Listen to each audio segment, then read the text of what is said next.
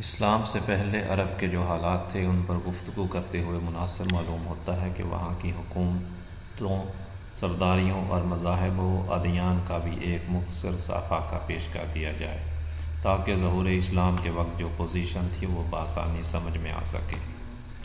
جس وقت جزیرۃ العرب پر خورشید اسلام کی تابناک شعاعیں ذوفقن ہوئیں، وہاں دو قسم کے حکمران تھے، ایک تاج پوش بادشاہ جو در حقیقت مکمل طور پر آزاد و خود مختار نہ تھے، اور دوسرے قبیلی سردار جنہیں اختیارات و امتیازات کے اعتبار سے وہی حیثیت حاصل تھی جو تاج پوش بادشاہوں کی تھی، لیکن ان کی اکثریت کو ایک مزید امتیاز یہ بھی حاصل تھا کہ وہ پورے طور پر آزاد خود مختار تھے۔ تاج پوش حکمران یہ تھے شاہان یمن، شاہان آل غسان شام اور شاہان ہیرا عراق۔ بقیہ عرب حکمران تاج پوش نہ تھے۔ یمن کی بادشاہی۔ عرب آربہ میں سے جو قدیم ترین یمنی قوم معلوم ہو سکی وہ قوم سبا ہے، اور عراق سے جو کتبات برآمد ہوئے ہیں ان میں 2500 سال قبل مسیح اس قوم کا ذکر ملتا ہے، لیکن اس کے عروج کا زمانہ 11 صدی قبل مسیح سے شروع ہوتا ہے۔ اس کی تاریخ کے اہم ادوار یہ ہیں: نمبر 1، 650 قبل مسیح سے پہلے کا دور۔ اس دور میں شاہان سبا کا لقب مقرب سبا تھا۔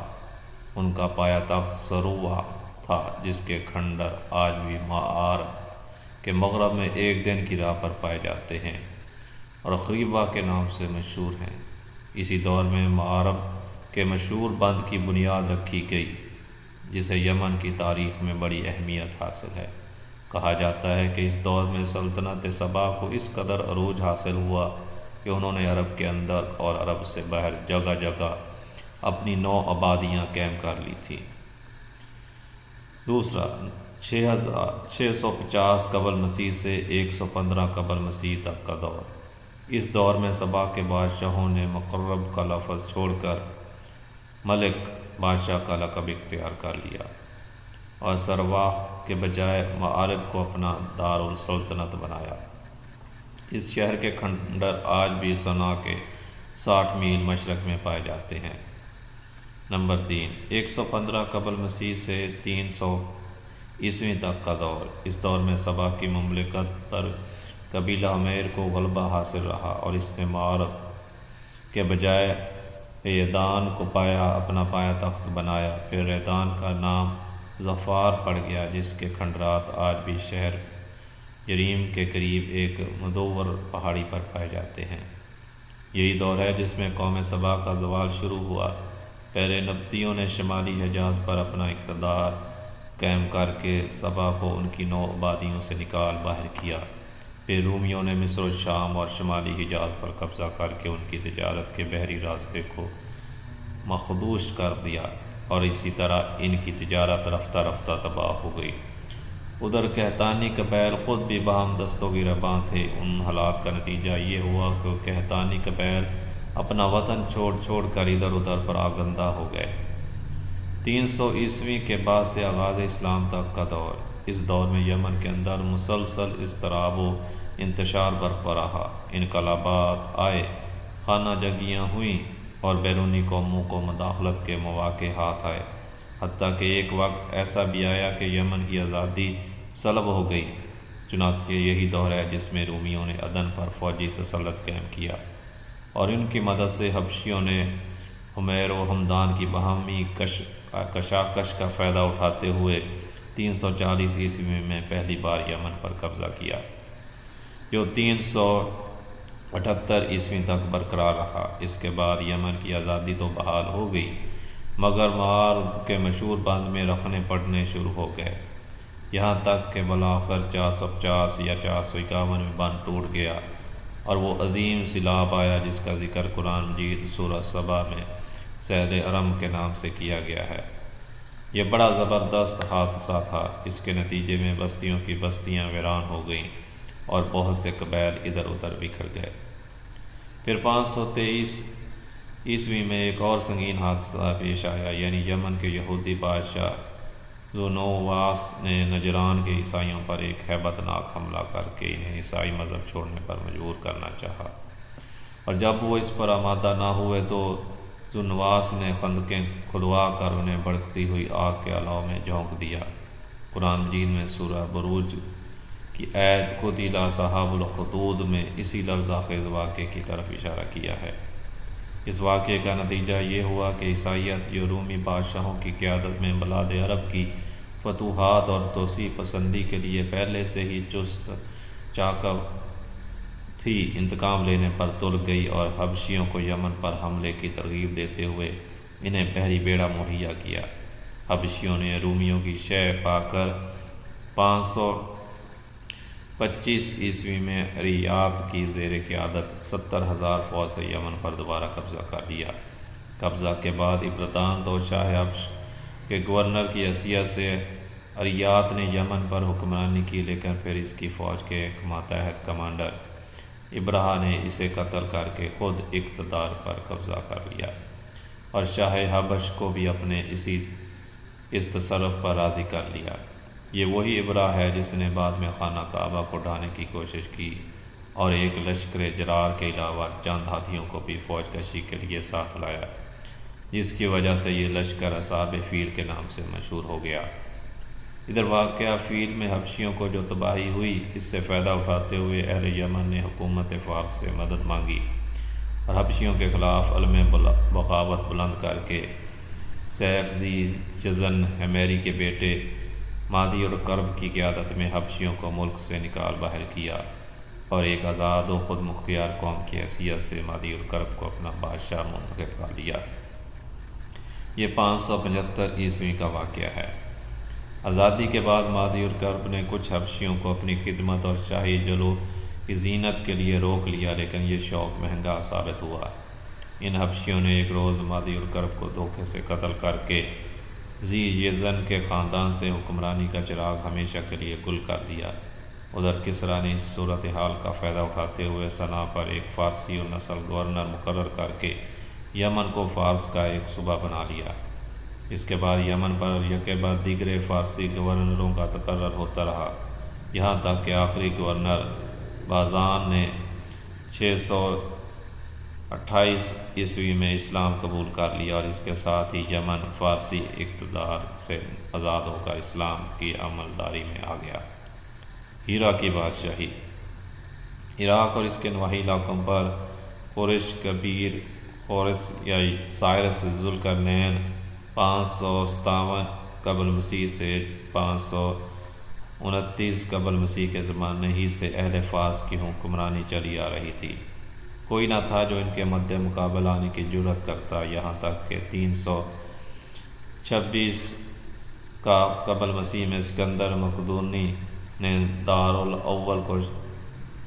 اول کو شکست دے کر فارسیوں کی طاقت توڑ دی، جس کے نتیجے میں ان کا ملک ٹکڑے ٹکڑے ہو گیا اور طوائف الملوکی شروع ہو گئی۔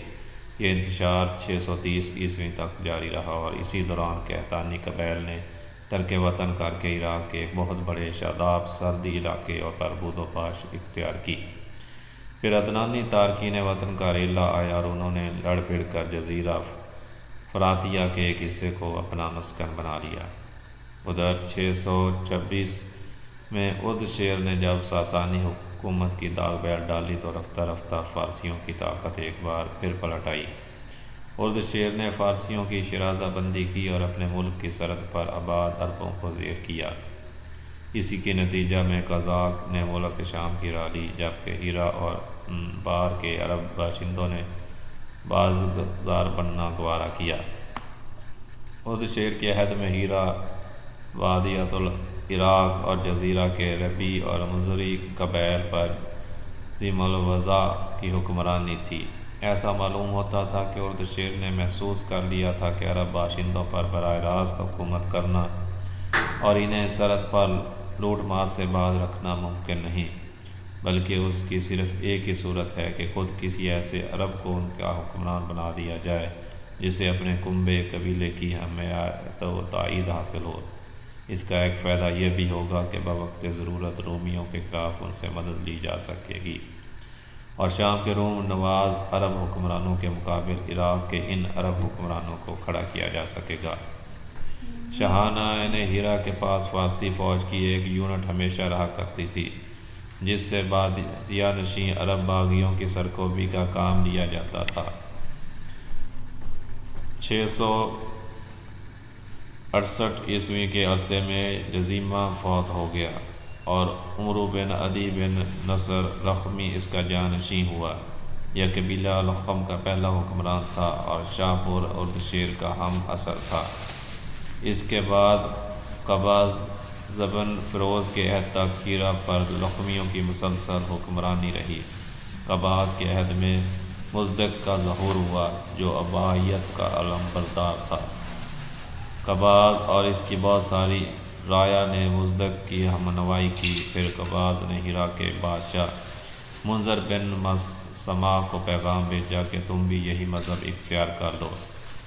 منظر بڑا غیرت مند تھا، انکار کر بیٹھا۔ نتیجہ یہ ہوا کہ قباز نے اسے معزول کر کے اس کی جگہ مزدک کی دعوت کے ایک پیروکار حارث بن عمر بن حجر کندی کو ہیرا کی حکمرانی سونپ دی۔ قباز کے بعد فارس کی باغ دوڑ کسریٰ نوشیروان کے ہاتھ آئی، جسے اس مذہب سے سخت نفرت تھی۔ اس نے مزدک اور اس کے ہم نواؤں کی ایک بڑی تعداد کو قتل کر دیا اور منظر کو دوبارہ ہیرا کا حکمران بنا دیا اور حارث بن عمر کو اپنے ہاں بلا بھیجا، لیکن وہ بنو کلب کے علاقے میں بھاگ گیا اور وہیں اپنی زندگی گزار دی۔ منظر بن مسمع کے بعد نعمان بن منظر کے عہد تک ہیرا کی حکمرانی اسی کی نسل میں چلتی رہی۔ پھر زید بن عدی آبادی نے کسریٰ سے نعمان بن منظر کی جھوٹی شکایت کی۔ کسریٰ بھڑک اٹھا اور نعمان کو اپنے پاس طلب کیا۔ نعمان چپکے سے بنو شیبان کے سردار ہانی بن مسعود کے پاس پہنچا اور اپنے اہل و عیال اور مال و دولت کو اس کی امانت میں دے کر کسریٰ کے پاس گیا اور کسریٰ نے اسے قید کر دیا اور وہ قید ہی میں فوت ہو گیا۔ ادھر کسریٰ نے نعمان کو قید کرنے کے بعد اس کی جگہ ایاس بن قبیصہ طائی کو ہیرا کا حکمران بنایا اور اسے حکم دیا کہ ہانی بن مسعود سے نعمان کی امانت طلب کرے۔ ہانی غیرت مند تھا، اس نے صرف انکار ہی نہیں کیا بلکہ اعلان جنگ بھی کر دیا۔ پھر کیا تھا، ایاس اپنے جلو میں کسریٰ کے لاؤ لشکر اور مرزبانوں کی جماعت لے کر روانہ ہوا اور ذی وقار کے میدان میں فریقین کے درمیان گھمسان کی جنگ ہوئی، جس میں بنو شیبان کی فتح حاصل ہوئی اور فارسیوں نے شرمناک شکست کھائی۔ یہ پہلا موقع تھا جب عرب نے عجم پر فتح حاصل کی۔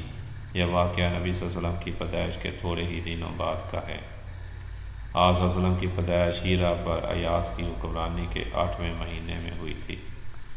ایاس کے بعد کسریٰ نے ہیرا پر ایک فارسی حاکم مقرر کیا، لیکن 632 میں لخمیوں کا اقتدار پھر بحال ہو گیا اور منظر بن معرور نامی اس قبیلے کے ایک شخص نے باغ دوڑ سنبھال لی، مگر ابھی اس کو برسر اقتدار آئے صرف 8 ماہ ہوئے تھے کہ حضرت خالد بن ولید رضی اللہ تعالیٰ عنہ اسلام کا سیل رواں لے کر ہیرا میں داخل ہو گئے۔ شام کی بادشاہی۔ جس زمانے میں عرب قبائل کی ہجرت زوروں پر تھی، قبیلہ قزاق کی چند شاخیں حدود شام میں آ کر آباد ہوں گی۔ ان کا تعلق بنو سلیم بن حلوان سے تھا اور انہی میں ایک شاخ بنو زجم بن سلیم تھی جسے زجامہ کے نام سے شہرت حاصل ہوئی۔ قزاق کے اس شاخ کو رومیوں نے سرائے عرب کے بدوؤں کی لوٹ مار روکنے اور فارسیوں کے خلاف استعمال کرنے کے لیے اپنا ہمنوا بنایا اور اسی کے ایک فرد کے سر پر حکمرانی کا تاج رکھ دیا۔ اس کے بعد مدتوں ان کی حکمرانی رہی۔ ان کا مشہور ترین بادشاہ زیاد بن ابواللہ گزرا ہے۔